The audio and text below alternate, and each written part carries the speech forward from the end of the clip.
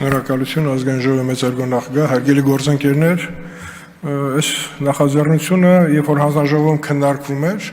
մենք այդպես էլ հասկացանք, որ սա լավ առիթ է, ամբողջ համակարգին բովանդակություն տալով։ Շատ լավ որ պարոն Սիմոնյանը իր ելույթում ասեց, որ պահանջը ձևավորվել է տաքսիստների, այսինքն մեքենա վարող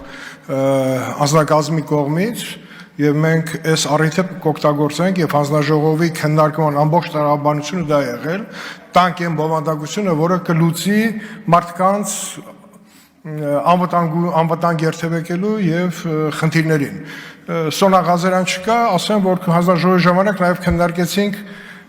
կարծիքների հարցը եւ այստեղ մենք անպայման պետք է ավելացնենք այն բովանդակությունը, որը վերաբերվում է դրան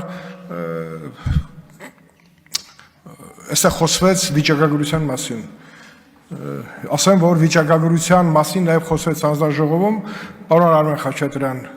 ձեր զեկույցով ներկայացնում եք վիճակագրական տվյալները, տեսակ ինչ հակասությունների մեջ էր պաշտոնական ներքին գործերի նախարարության թվերը, ամբողջությամբ մեր տրամադրության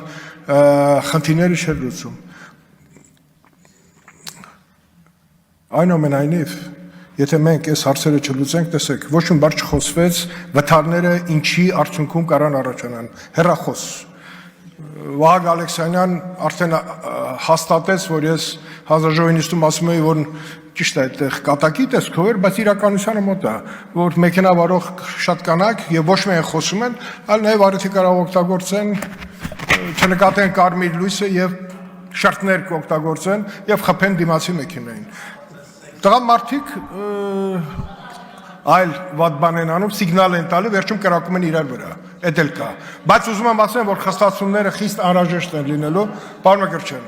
եթե մենք այս հարցը չանենք, մենք այս առիթը օգտագործելու ենք, որպեսզի այդ բովանդակությունը ոչ միայն բալերը մի վատ բան ասեն։ Մեր ժողովուրդը բալերից էլ չի վախում։ Բալների ձևերը գտել են ամբողջ աշխարհում։ Մենք գործընկեր ունենք, որ համաշխարհային փորձը լավ ուսումնասիրում է, բայց չի նկատել, որ նույն Ֆրանսիայում, Գերմանիայում, երբ որ բալերն են բարձր, այդ բալերի խնդիրը լուծված է, գրում են բարեկամյանով, կնոջանով, ավարտում եմ հիմա, եւ խստացումները պետք է վերաբերվեն, պարոն Ղազարյան, գումարին, գրպանին,